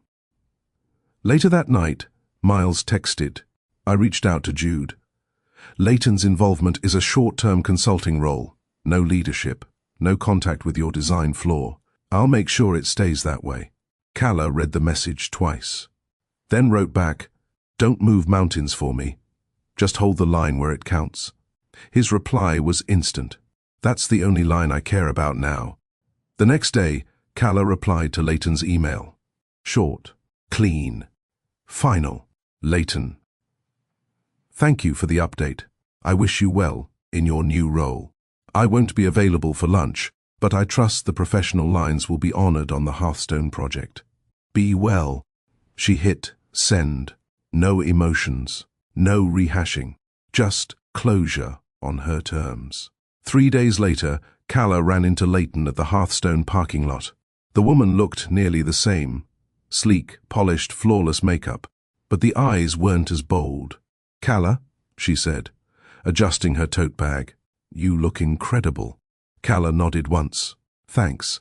Leighton paused. "I meant what I said. I didn't come here to stir up anything." Calla studied her. "Then don't." Silence. Leighton offered a small, rehearsed smile. "You look like you've been thriving." Calla tilted her head slightly. "That's because I stopped performing for people who wouldn't even flinch if I drowned." Leighton's face changed, just for a second. Calla continued, voice calm. "You don't get to ask for ease just because I outgrew the need for vengeance. Moving forward doesn't mean moving together." And with that, she walked away, unshaken, unapologetic. Later that night, Miles knocked on her door. Avi was asleep in his arms, his curls damp with sweat from their park run. Calla opened the door quietly. Let him in. He placed Avi down gently in the crib, then turned to her. I heard about the parking lot. Miles nodded. She called someone after. Told them she got dismissed. Sounded surprised. Calla gave the smallest smirk. She mistook my grace for weakness. Miles met her gaze. I never will again. A pause. Then Calla said, Thank you for staying out of it. He nodded. It wasn't mine to fix, but it was mine to respect. They stood in silence, the hum of the baby monitor filling the space between them. Finally, Calla asked, If I let this thing between us grow, if I try again, will you be able to hold the tension without folding? Miles stepped forward slightly. I'll hold it, Calla, even if it trembles, even if it takes years. She didn't move, but she whispered, Then I won't close the door. He didn't kiss her, didn't ask to stay. But when he left that night, Calla knew, the man who once broke her spirit was now walking at her pace. Quietly, respectfully, without expectation. And somehow, that made her want him more than any grand gesture ever could. It started with the rhythm, not a dramatic confession, not a passionate kiss, not some slow-motion scene under moonlight, just rhythm. Tuesday nights became project reviews. Fridays were for Avi. Sundays. Calla didn't even remember how Sundays turned into breakfast with all three of them at Alma's house. But it happened. Quietly, naturally. She didn't think about how it was happening. She just felt it. One Tuesday night, after Avi was asleep and a sample delivery arrived late, Miles offered to help unbox everything. Calla hesitated, then handed him a box cutter. For the next hour, they sat on the floor in her living room, unpacking samples, fabric, swatches, lighting mock-ups, a few matte hardware pieces for Hearthstone's final phase. Miles held up 2 finishes. This one feels colder. Might work better in the north-facing rooms. Calla raised an eyebrow. You've been reading my design notes? He smirked. I read everything you give me. Just don't always know if I'm allowed to comment. She laughed quietly. You're allowed. You're just not the boss. Wouldn't want to be, he said, glancing at her. You run things better than anyone I've ever seen. They finished just before midnight. Calla stood, brushing off her hands. Let me grab you a hoodie. It's cold out. He followed her toward the hallway. Second drawer, she said. Grey one's probably the warmest. Miles pulled it out and held it up. Still smells like you. Calla paused. He didn't say it flirtatiously. Just honestly. She met his eyes. I haven't worn it in a while, she replied. Used to be my favorite. Still fits you best. She blinked. Why are you saying that? Because it's true. And I think we're past pretending we don't notice things anymore. They didn't step closer. But the air did. That charged kind of stillness, when you know a shift is happening and nobody's forcing it. Just breathing through it. Calla lowered her gaze first. You should get going. I know. But he didn't move. Not right away. Eventually he stepped back. I'll bring Avi's coat Friday, he said. Don't forget the green one. He loves the pockets. Miles nodded, then looked at her one last time before heading out. But just before the door closed, he added softly, I'm not rushing this. I'm just grateful I'm still in the room. That night, Calla didn't sleep right away. She laid in bed, eyes open, thinking about how strange it was to feel safe standing this close to a man who once made her feel so small. And yet, here they were. New rhythm, new tone, new Miles, and a new version of her too. One that didn't need saving, only respect. By the end of that week, it was official. Hearthstone awarded Studio Haven another phase, an expansion to include wellness spaces, reading pods, and family nooks. They invited her to speak at the ribbon-cutting ceremony. Miles sent a quiet text. You deserve this. Say the word, and I'll keep the cameras from asking about us. Calla replied, They don't need to ask. I'll let my presence speak. On the day of the ceremony, Miles arrived with Avi in tow. He didn't wear a suit, didn't try to stand near the stage. He stayed behind the crowd with Alma, rocking Avi gently as Calla spoke. When she looked up and locked eyes with them, she saw something she hadn't expected to feel: joy. Not because she was watched, but because she was witnessed. And there's a difference. Later that evening, after the applause, after the photos, after the flowers from clients, and developers and distant cousins who always knew, Miles stood near her car. "I was proud of you," he said. Calla leaned against the door, arms crossed. "Even when I didn't mention your name once." He shrugged. "You didn't need to. Everything about you says who you are now." She studied him. "You don't feel erased?" "I feel lucky I still get to stand beside you." Calla swallowed. Miles added, "And when you're ready, I'll wait for more than just standing room." She didn't respond right away. But that night, while brushing Avi's curls in the tub, she whispered softly, "Your dad's becoming someone I don't have to forgive every day." And that was more love than the word love ever carried before. The moment Miles stepped into Calla's small but vibrant studio, he paused. Sunlight poured in from the wide windows, catching on sketches pinned across cork boards and fabric swatches spread out on desks. The space was full of life and intention, a direct reflection of her. Calla stood at her desk with her sleeves rolled up, balancing a tablet in one hand and a phone pressed to her ear.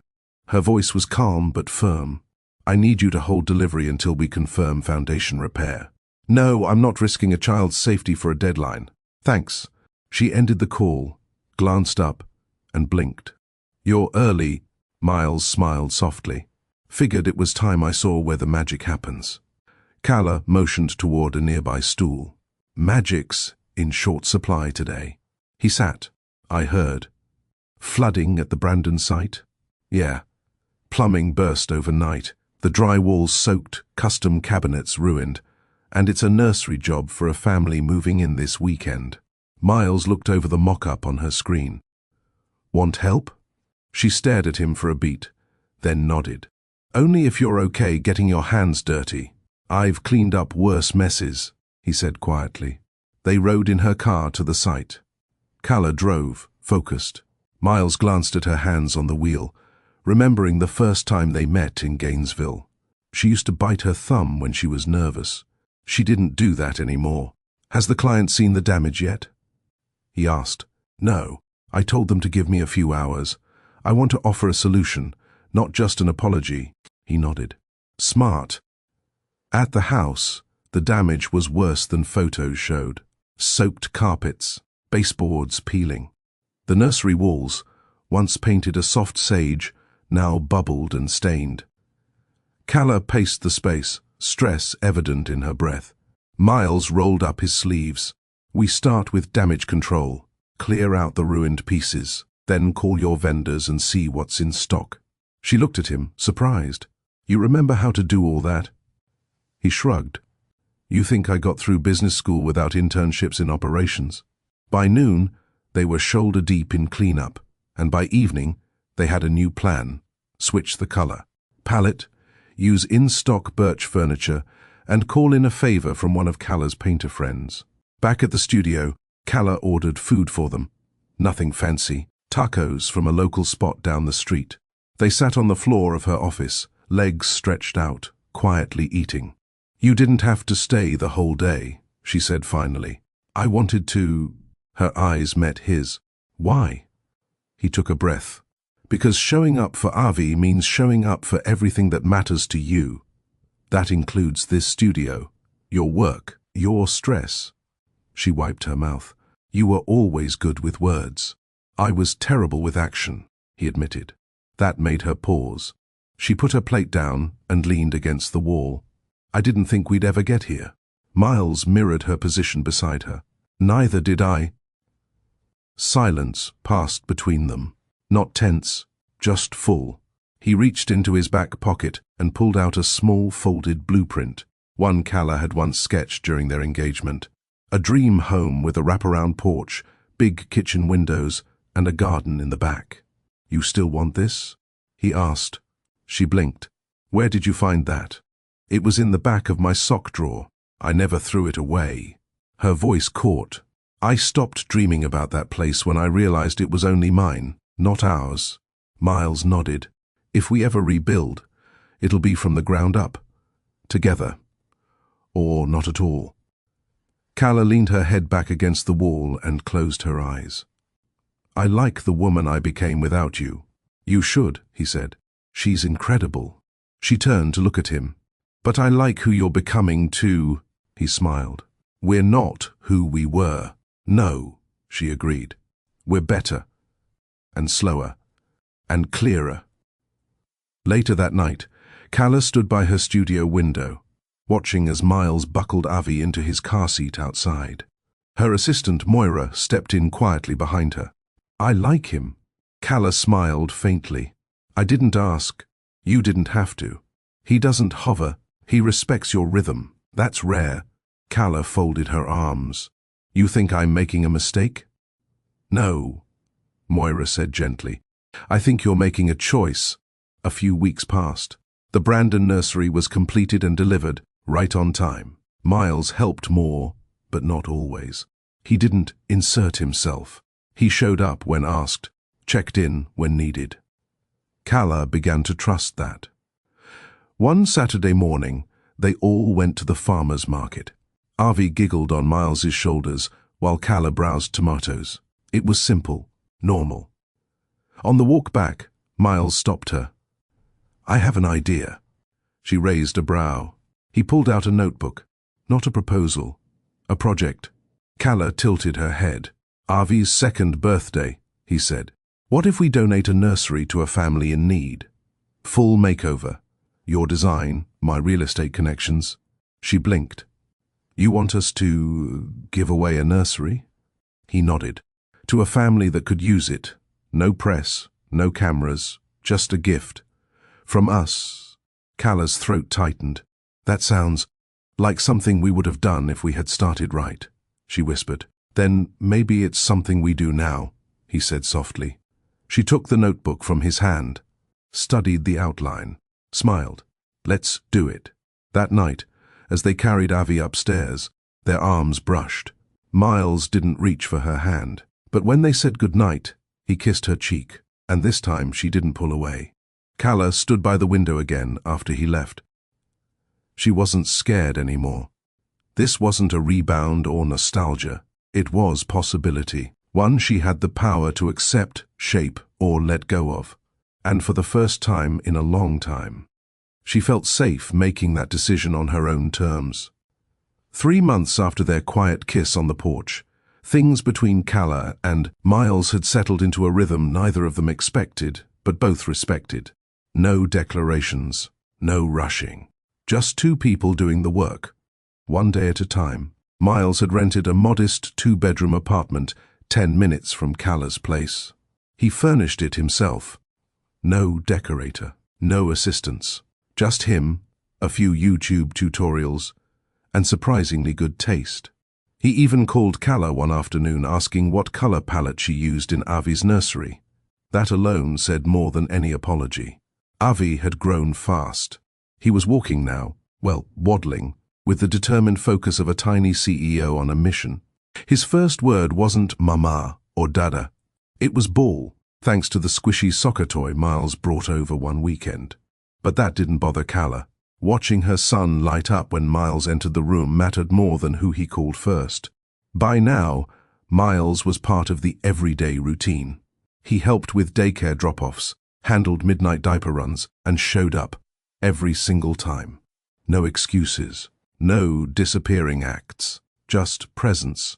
Still, there were lines. Calla made them clear. She didn't invite him inside past 9 p.m. They didn't share dinners unless it was Avi's birthday or a doctor's appointment. And they never discussed what this was becoming. Calla wasn't ready to define it. Miles didn't push. One Tuesday morning, Calla got a call that made her freeze.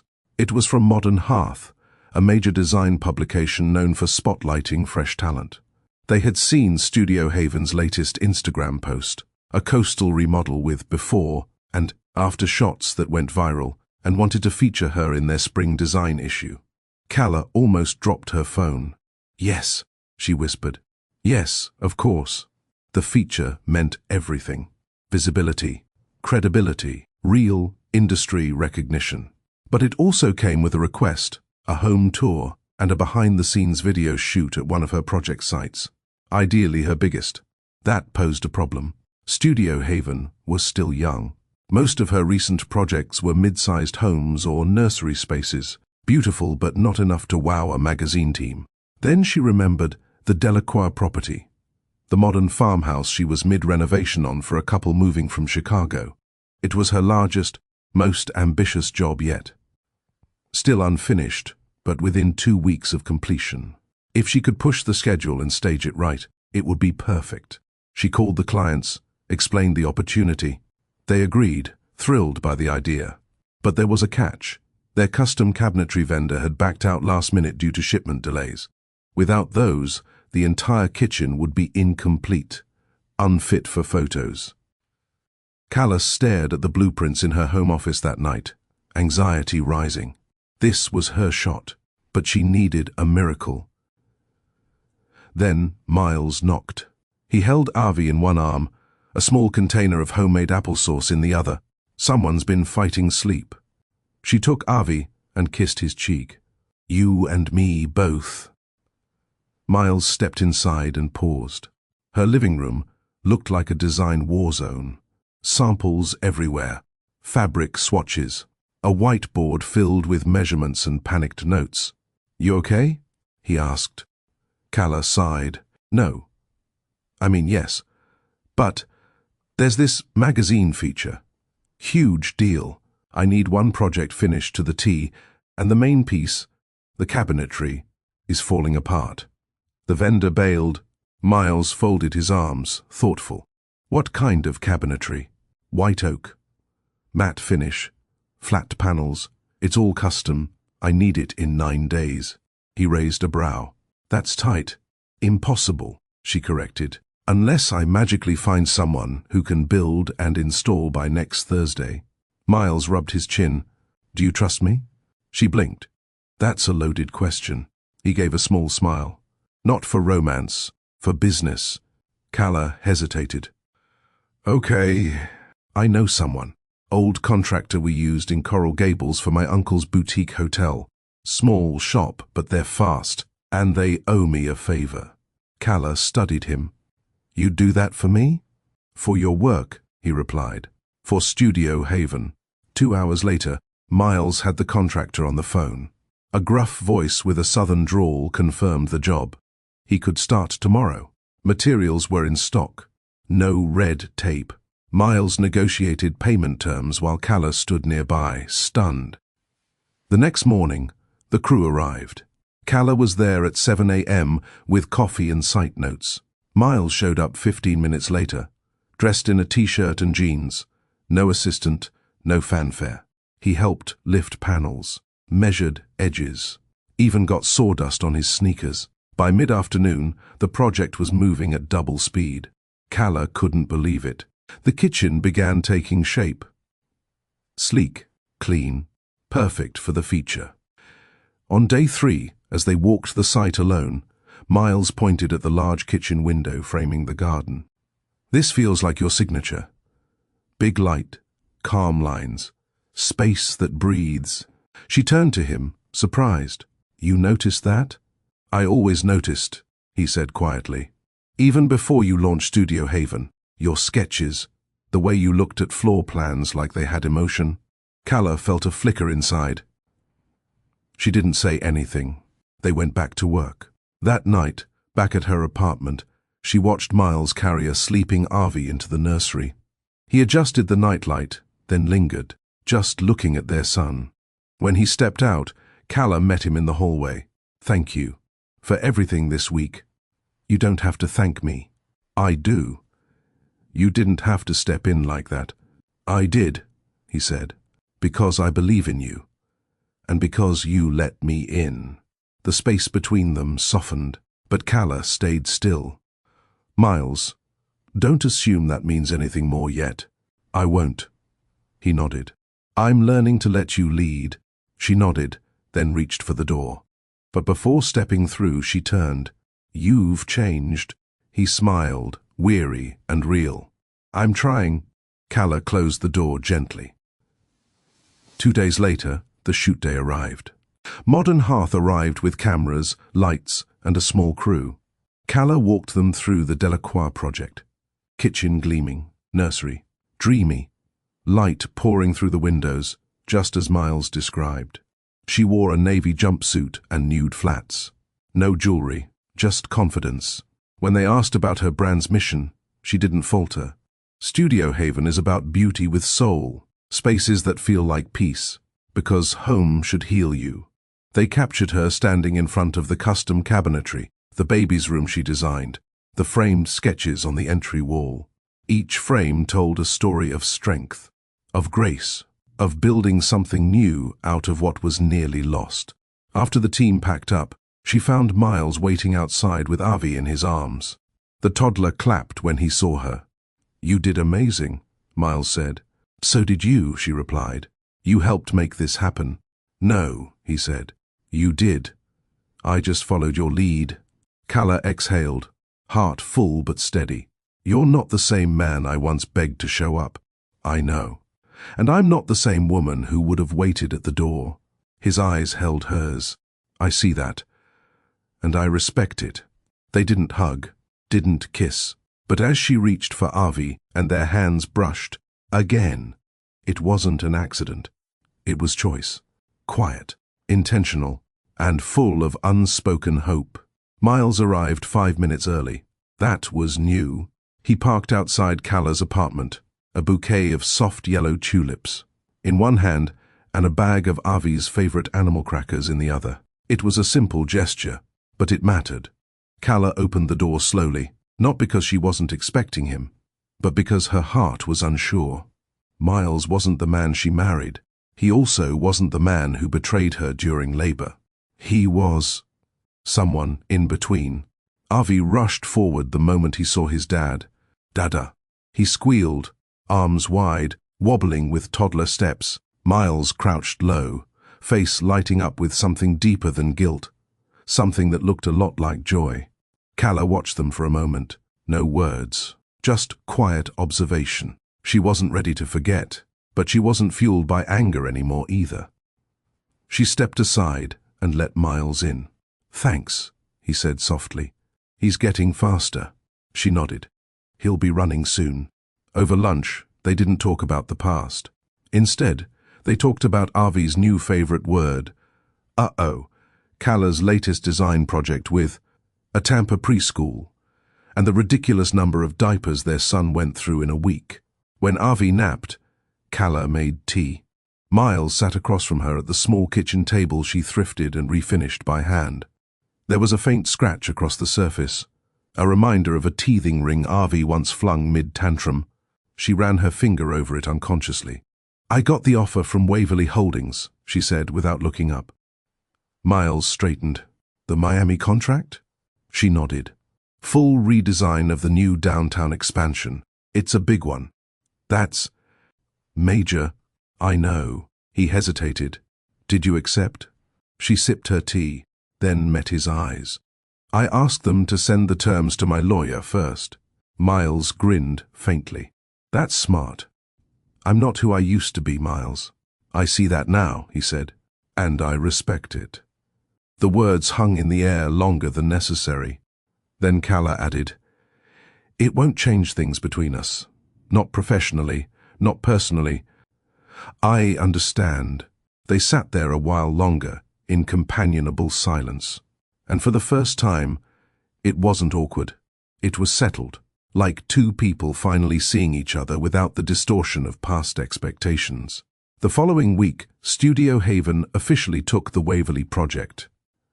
It brought Calla back to Miami for site visits. She booked a short-term rental near the design location, brought Avi along, and hired a sitter for the daytime. On her third visit to the project site, she stepped into the open construction zone wearing a hard hat, linen trousers, and confidence. One of the junior architects whispered, "That's her? The one who did the viral nursery?" Calla smiled at that. She wasn't trying to go viral anymore. She was trying to build something solid.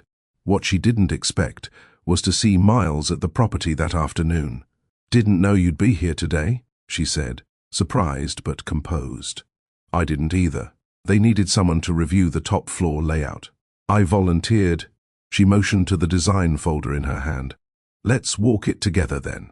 They moved through the unfinished penthouse, their steps echoing off concrete and metal beams. The space was expansive, with glass walls that offered panoramic views of Biscayne Bay. Sunlight poured in. It was breathtaking, even in its skeletal state. "Do you ever think about that night?" Miles asked quietly. Calla paused by one of the floor-to-ceiling windows. "Which one?" He exhaled. "The night Avi was born." She didn't answer right away. The memories weren't sharp anymore, but they hadn't dulled completely either. She looked out at the horizon, where the sea met the skyline. "I used to replay it all the time," she said, wondering what I could have done differently. "You did nothing wrong," he said quickly. "I know," she replied. "Now I do." Miles stepped closer, but didn't invade her space. "That night broke something in me too, Calla. Not because I got caught, but because I saw the man I'd become and hated him." She glanced at him. His posture wasn't defensive. His eyes weren't pleading. He wasn't trying to be forgiven. He was just being honest. "I believe you," she said. They moved to the outdoor terrace. A breeze swept through. Calla pointed toward a seating nook she'd drafted into the design. "Clients want this space to feel like somewhere you don't want to leave. Like home," he murmured. She looked at him. "Exactly."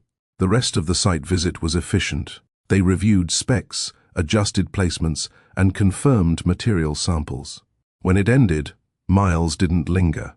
"You're doing incredible work, Calla," he said at the door. "This place is going to carry your fingerprint." "Thanks," she said. "Drive safe." That night, in her rental apartment, Calla rocked Avi to sleep. She sang softly, the same lullaby her grandmother once hummed. She remembered all the nights she'd done this alone, wondering how to survive. And now there was still uncertainty, but also clarity. She didn't need promises. She needed consistency.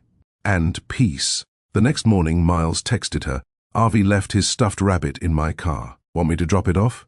She typed back, "We'll swing by." But when they arrived at Miles's apartment, Avi had fallen asleep in the car.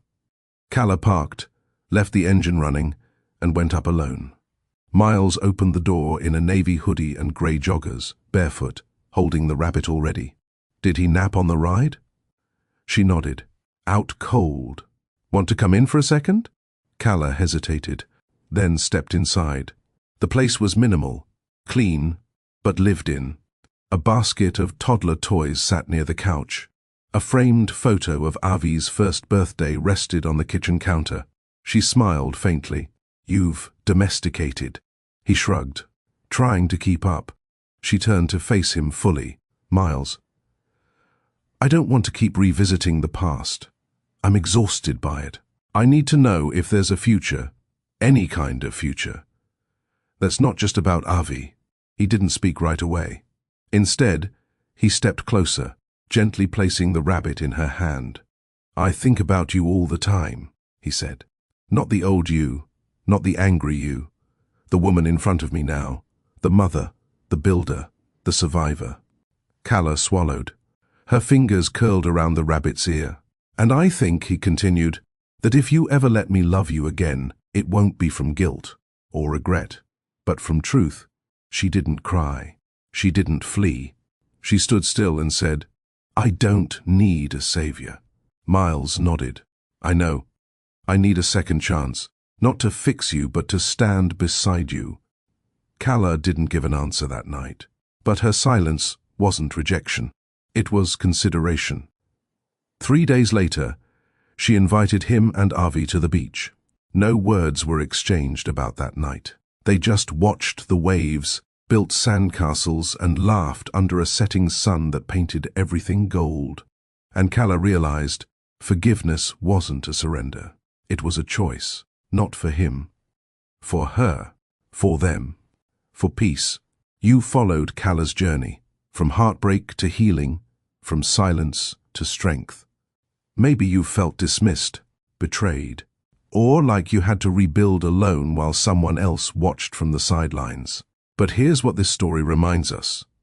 Your peace is not a gift someone else gives you. It's something you claim, one brave step at a time.